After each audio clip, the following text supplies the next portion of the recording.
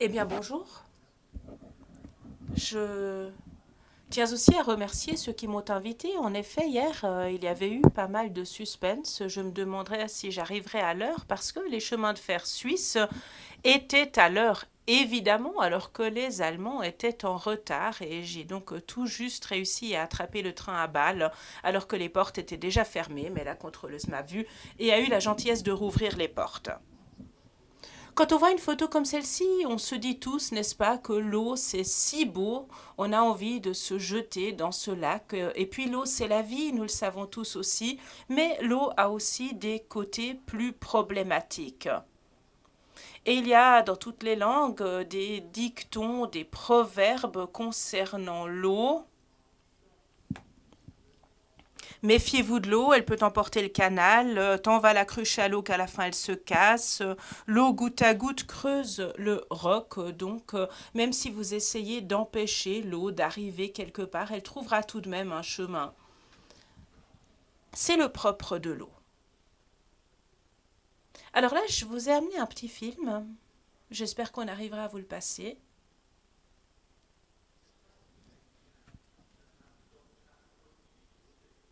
Cela a l'air d'une petite danse, mais ensuite survient l'explosion. Cette vidéo tournée à Denver montre etc. Voilà, je crois que cela suffit pour vous montrer la puissance de l'eau. Et c'est donc ce dont j'aimerais vous parler aujourd'hui. Vous parlez de défaillance hydraulique dans le sol. Et puis dans la troisième partie, nous parlerons de renard hydraulique. Auparavant, nous parlerons d'abord d'eau stagnante et ensuite d'eau en mouvement. Nous ne parlerons pas ce matin d'étanchéité, d'ouvrage, ce sera peut-être le sujet cet après-midi avec les tunnels. Et puis, il y a un autre sujet aussi auquel je n'aurai pas le temps de m'intéresser, c'est les différences entre les caractéristiques de différentes roches qui peuvent être transformées en contact avec l'eau. Alors, très brièvement, j'aimerais vous montrer ce bungalow des années 70 et puis ce qui s'y est produit au milieu des années 90, donc des fissures assez importantes. Et le propriétaire, évidemment, a commencé par porter plainte contre la ville parce qu'il y avait eu un problème avec une canalisation 20 ans auparavant, mais l'assainissement avait bien été fait et il aurait été étonnant que les conséquences se fassent ressentir 20 ans plus tard. Il y avait effectivement de l'argile dans le sous-sol, mais aucune raison de penser qu'il y avait eu consolidation. Ce qui s'était produit, c'était simplement là où vous avez ces points verts sur la carte. Et c'est en haut à gauche, vous voyez qu'il n'y a plus de buissons autour de Saint-Bungalow, alors que quelques décennies avant, il y avait beaucoup de verdure. Si vous regardez maintenant les mois de juillet-août 1995, vous voyez qu'il a fait particulièrement chaud. Ce sont les barres jaunes. Les plantes, donc, ne se sont pas contentées d'aller puiser l'eau dans les couches supérieures, mais sont allées puiser plus bas dans les couches d'argile. Et quand vous avez une argile saturée en eau qui perd de l'eau, elle se rétrécit. Et c'est ce qui s'est passé et qui a fait que ce bungalow s'est fissuré. Ensuite, vous avez l'effet contraire, c'est la dilatation. Vous voyez cet ours Haribo et ça peut dissuader ceux qui auraient la mauvaise habitude d'en manger trop. Il y a des matières qui augmentent de volume quand elles sont en présence d'eau. C'est le cas notamment de la bentonite qui est beaucoup utilisée sur nos chantiers. Alors vous savez certainement que les minéraux argileux se composent de tétraèdres et d'octaèdres qui, à leur tour, forment des anneaux. Normalement, vous avez une distance constante entre les couches qui sont ainsi composées, mais ce n'est pas le cas pour ce qui est de la bentonite, par exemple, dans laquelle l'eau peut s'infiltrer, peut éloigner les strates les unes des autres, ce qui peut être tout à fait positif. Dans certains cas, on peut utiliser des granules d'argile pour combler un espace, mais dans un tunnel, cela peut être très problématique. Par exemple, lorsque les machines sont coincées et n'arrivent plus à avancer, à continuer de creuser le tunnel. Mais il peut aussi y avoir des raisons chimiques à la dilatation. Vous savez que si vous utilisez des matériaux issus de recyclage et qui contiennent du calcaire, il faut être très prudent parce qu'il peut y avoir des dilatations difficiles à prévoir. Et puis, il y a aussi les conséquences de transformation chimique d'anhydrite en plâtre avec une modification importante du volume aussi. Vous connaissez peut-être l'exemple du tunnel du Kinberg qu'il a fallu assainir avant même de l'ouvrir. On avait installé ici des éléments tampons sous la chaussée. Donc ce sont ces éléments jaunes. Et il faut les échanger tous les temps d'années pour garantir la stabilité de ce tunnel. On a aussi installé des manchons de frottement.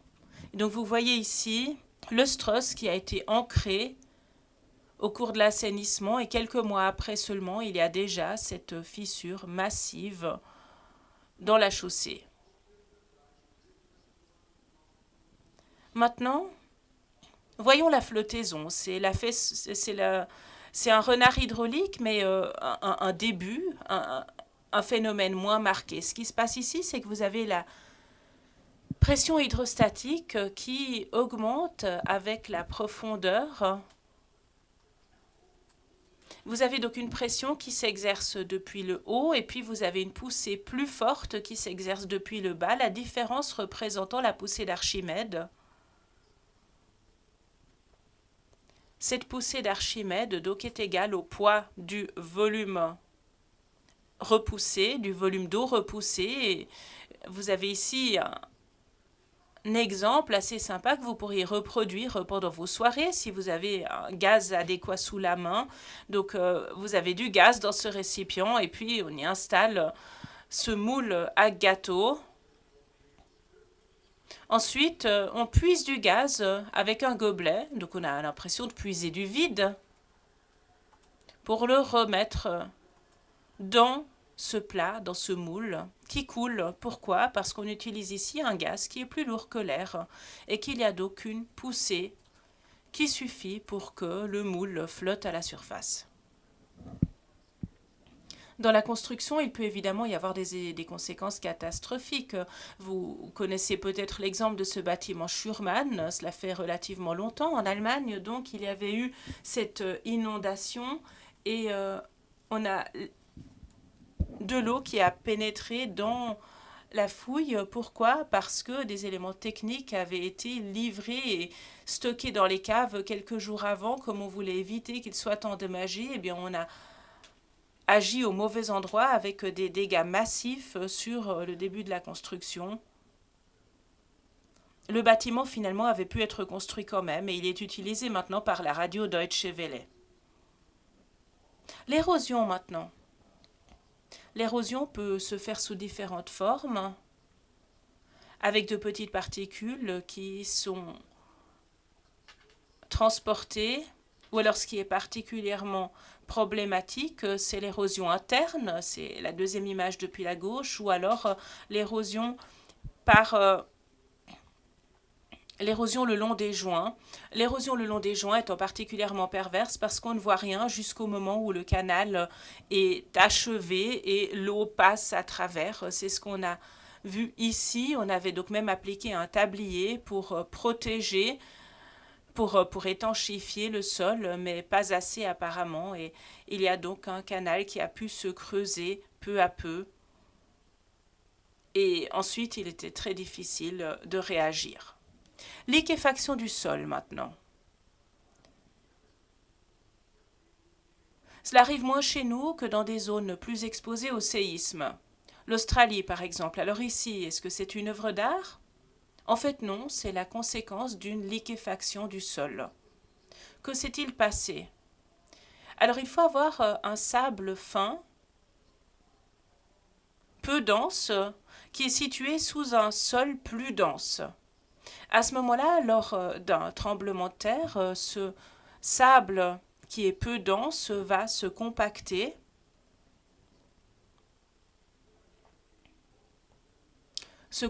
donc en raison de la secousse. Et pour pouvoir se compacter, les grains de sable devront repousser l'eau. Et cette eau peut être repoussée soit par la formation de canalicules, comme vous les voyez ici. À ce moment-là, vous aurez un phénomène comme on l'a vu sur la photo du gazon tout à l'heure, ou alors par une surpression dans une pore. Et à ce moment-là, la pression d'eau interstitielle peut devenir plus forte que le poids qui vient du haut. À ce moment-là, il n'y aura plus de contact, donc plus de friction entre les grains de sable, ce qui peut, par exemple, engloutir un véhicule dans l'espace de quelques secondes. Donc là, c'était un tremblement de terre important en Nouvelle-Zélande il y a quelques années. Après ce séisme, le sol donc s'est compacté avec des effets de tassement qui évidemment ne sont pas toujours homogènes sur la surface. Mais ce sont donc des phénomènes qui sont relativement rares dans nos régions d'Europe.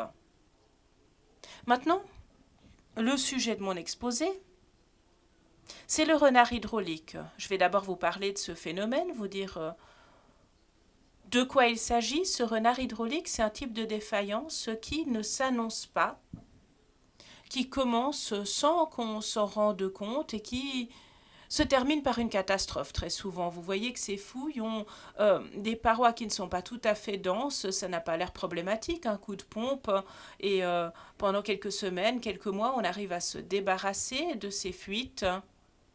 Mais l'érosion, au fil du temps, forme un canal sans qu'on s'en rende compte, et ensuite la chose peut aller très vite.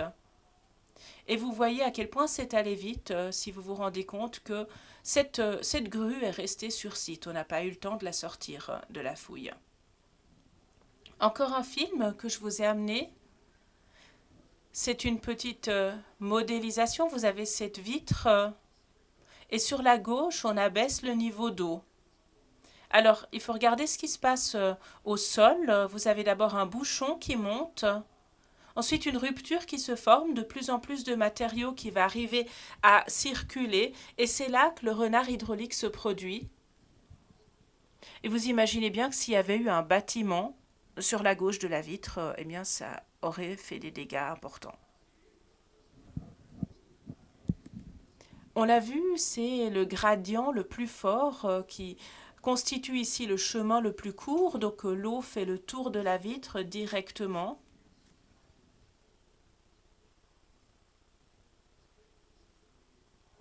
Et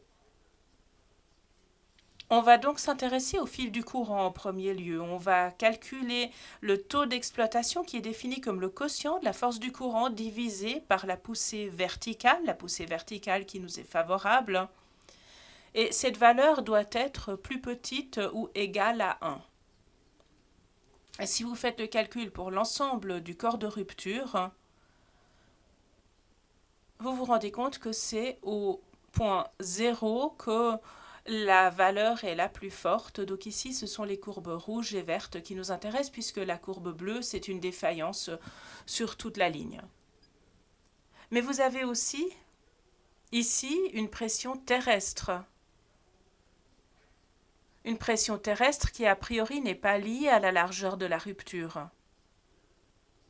Il y a donc une force latérale qui est relativement forte par rapport au fil du courant, ce qui va avoir une influence sur la formule. Si nous tenons compte de ce frottement, alors le poids augmentera linéairement par rapport à la largeur de ce corps de rupture.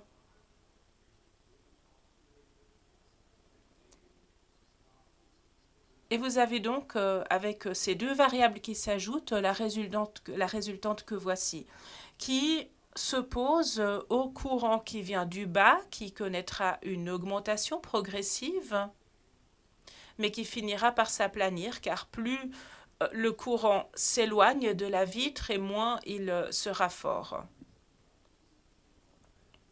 Et vous avez ici deux points où les forces défavorables sont plus importantes que les forces favorables et où vous aurez donc une défaillance. La question maintenant est de savoir quelle est la largeur idéale, celle où vous n'avez pas défaillance.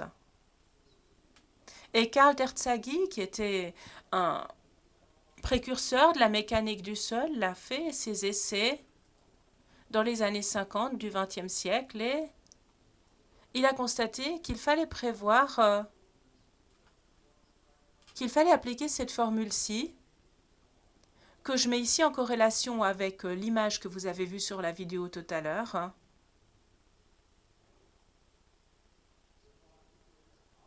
Terzaghi, mais suivi d'autres qui ont aussi fait des essais à ce sujet, ainsi que la BAW, ont fait des calculs à ce sujet et ont essayé de comprendre où vous avez un gradient supérieur à 1,1.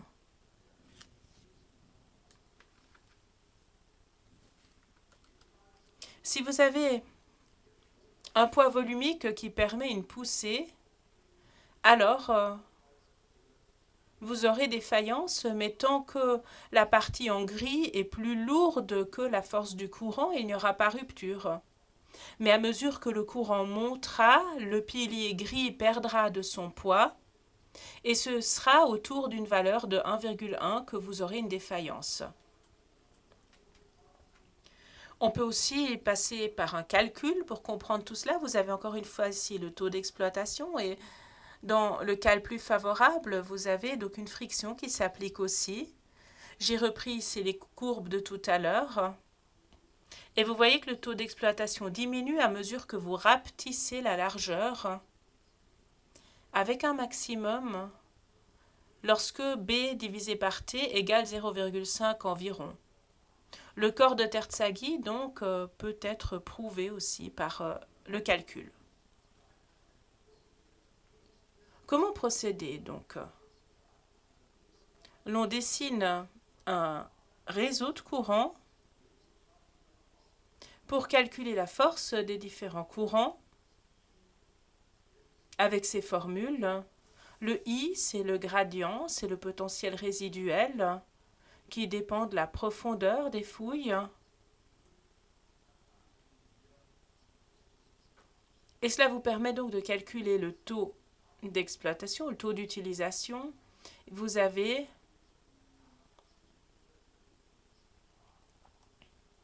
l'indice K qui représente les forces caractéristiques qu'on multiplie par un H 1,45 du côté défavorable et puis du côté favorable par 0,95. Vous avez entre parenthèses des valeurs légèrement supérieures. C'est parce qu'on distingue entre des sols plus favorables ou moins favorables. Le sol est moins favorable lorsque vous avez une forte tendance à l'érosion.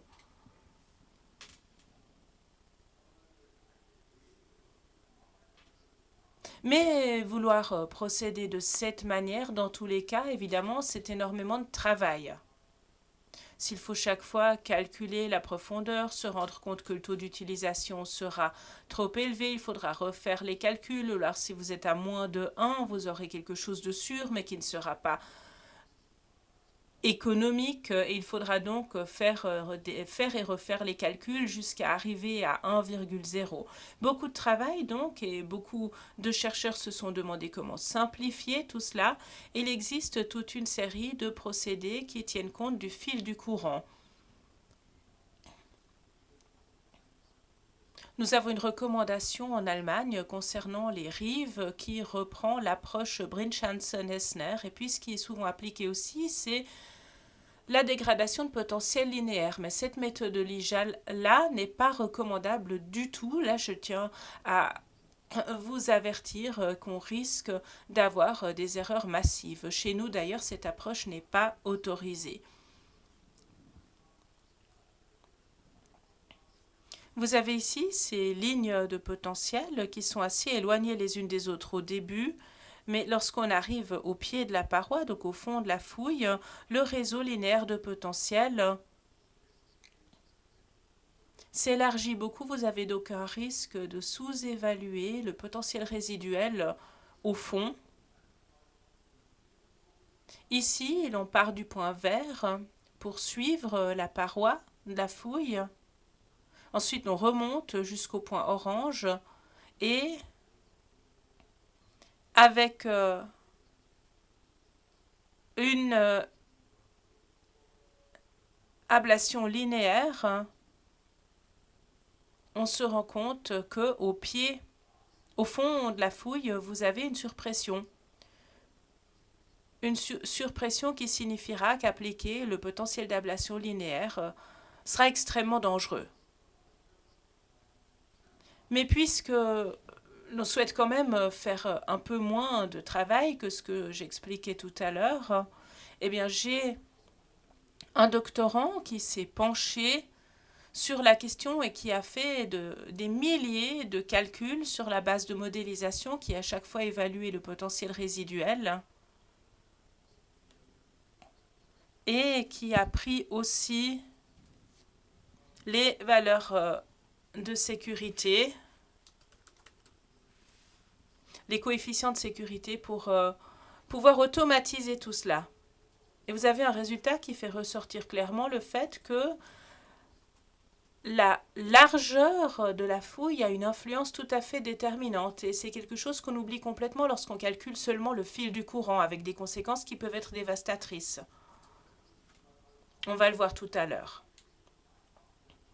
Ce qui ressort donc de toutes ces modélisations, c'est ce diagramme tout simple avec en bas la largeur de la fouille et vous n'avez donc pas ici d'indication de la dimension. Et puis sur l'axe des Y, vous avez la profondeur d'encastrement et vous voyez que pour les profondeurs qu'on a l'habitude d'avoir, 30 mètres de large par 10 mètres de profond, on a des valeurs qui ressortent clairement, qui sont tout à fait réalistes. Ce qu'on constate en tout cas, c'est que plus la fouille est étroite et plus il faudra une profondeur importante.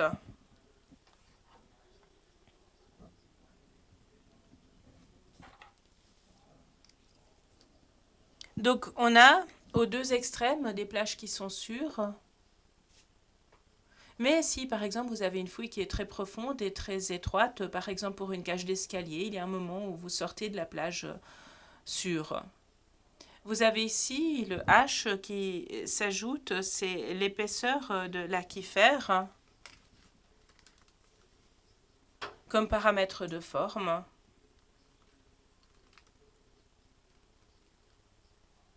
Et puis vous avez un certain nombre d'états qui sont provisoires et que vous pouvez déduire, donc dont il n'y a pas forcément besoin de tenir compte. Il a fallu élaborer toute une série de tels diagrammes pour des sols plus ou moins favorables et en fonction du poids volumique avec le paramètre de sécurité qui peut varier aussi. Donc il faudrait avoir un très grand nombre de ces graphiques.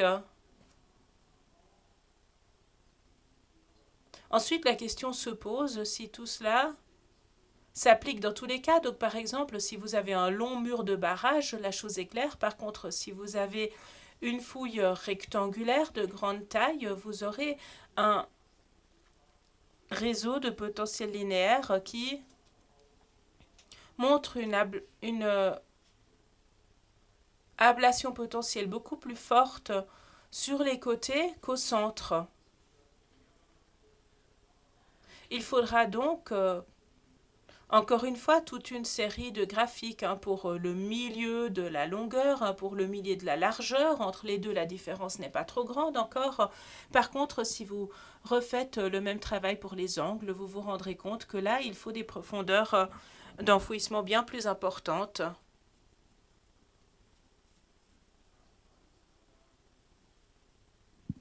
Et puis, il faudrait reproduire les calculs pour diverses géométries en fonction de la configuration du fond. Alors, comment faire?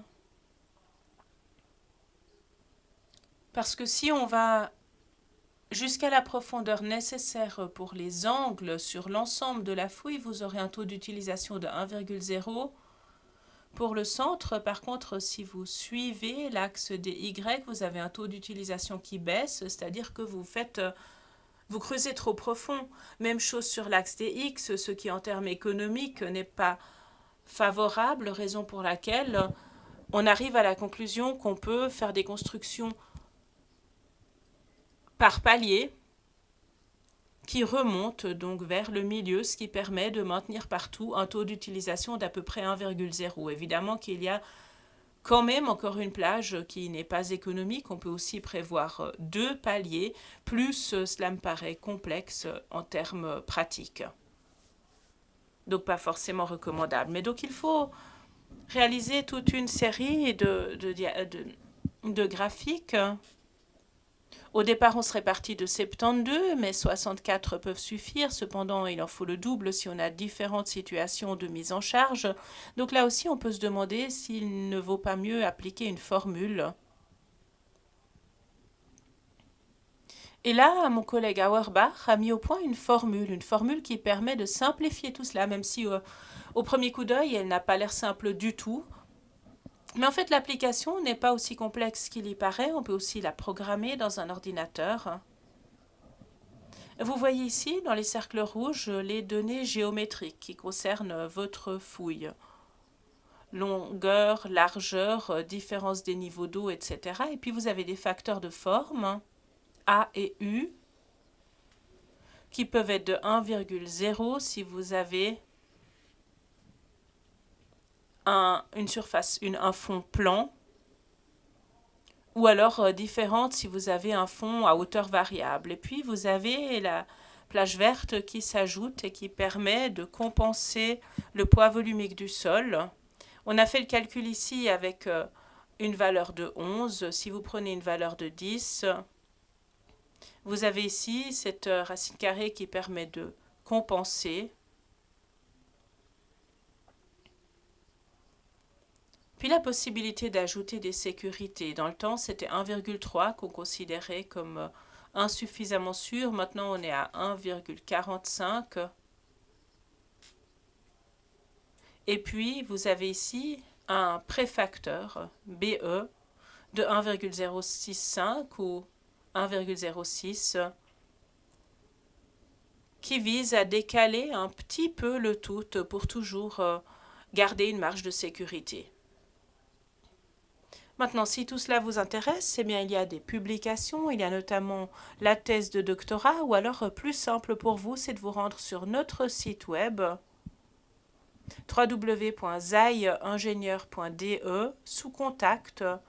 Vous pouvez écrire formule formelle en allemand et nous vous enverrons un tableau Excel dans lequel vous pouvez tout simplement saisir les données géométriques dont vous disposez. Par contre, il ne faut pas appliquer cette formule à l'aveuglette. C'est vraiment très dangereux. Il faut évidemment toujours un préavis d'ingénieur et il faut avoir une assurance qualité dans la réalisation. Sans quoi, ce qui risque d'arriver, c'est ce que vous voyez ici. Et là, vous avez aussi une machine de chantier qui est restée au fond de la fouille parce que c'est allé très vite. Et d'ailleurs, ces photos-là viennent de Suisse. Alors, y a-t-il des restrictions? Oui, par exemple l'anisotropie, qui aura des conséquences sur la perméabilité. Si vous avez une perméabilité plus forte horizontalement que verticalement, vous aurez une modification importante de ce réseau de potentiel. Et donc vous voyez ici que tout au fond, l'eau peut circuler librement à l'horizontale.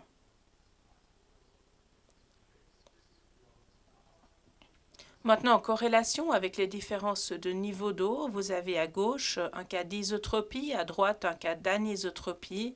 Et on se rend compte que vous avez là un potentiel résiduel bien plus important, donc un courant bien plus fort. Mais à partir d'un certain stade, ça ne joue plus aucun rôle. Donc pour ces flux traversants, c'est toujours le rapport entre les différentes valeurs qui est déterminant. Pour terminer, j'aimerais vous montrer encore quelques petits exemples. Et je vais revenir sur le potentiel d'ablation linéaire. Donc c'est cette méthode qu'il ne faudrait surtout pas appliquer. Et c'est ce que je peux vous montrer ici. Vous avez ici des fouilles avec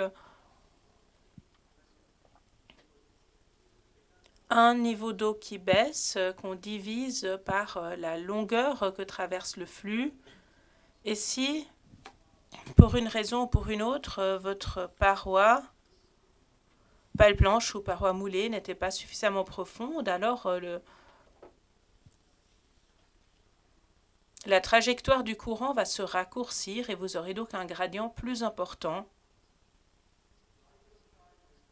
Même chose, si ici, vous avez une faille dans la paroi, puisque l'eau choisit toujours le chemin le plus court. Et ce qui peut être sensible aussi, c'est d'avoir du matériau plus grossier dans une certaine plage. Alors il faudra vous rendre compte que l'eau traversera cette zone-là sans être ralentie ou détournée. Il faudra donc déduire cette valeur m astérisque de la distance parcourue. Et il est rare d'ailleurs d'avoir des sols homogènes lorsqu'on construit. Souvent on est dans un sol tertiaire avec des plages plus ou moins perméables. Et à ce moment-là,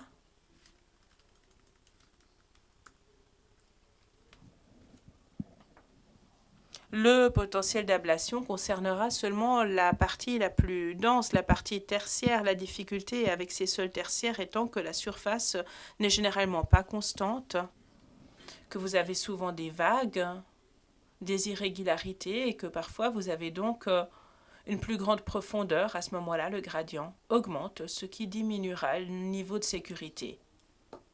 Et puis, ce qui est particulièrement pervers, c'est ce genre de situation qu'on a rencontré à Cologne. C'est lorsque, sous la fouille, vous avez une couche qui est très très peu perméable. Par exemple, une couche de charbon à ce moment-là, une couche de houille. À ce moment-là, toute la circulation d'eau se fera uniquement dans cette couche-ci et vous aurez un gradient extrêmement important puisque l'ensemble de la pression de l'eau s'exercera sur cette largeur T astérisque. Dans un cas comme celui-là, il faut absolument des forages,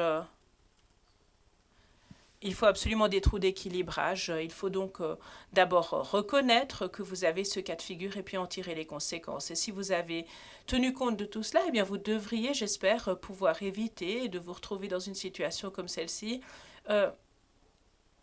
Là,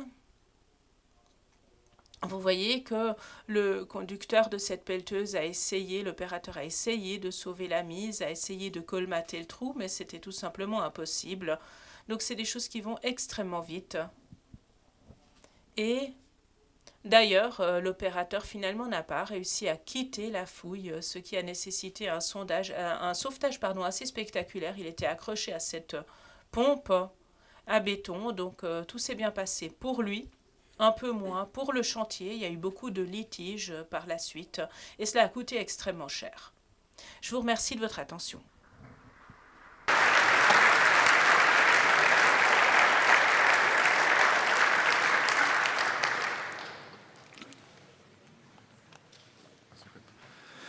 Vielen Dank, Herr Ziegler. Merci beaucoup, Monsieur Ziegler, pour cette présentation intéressante.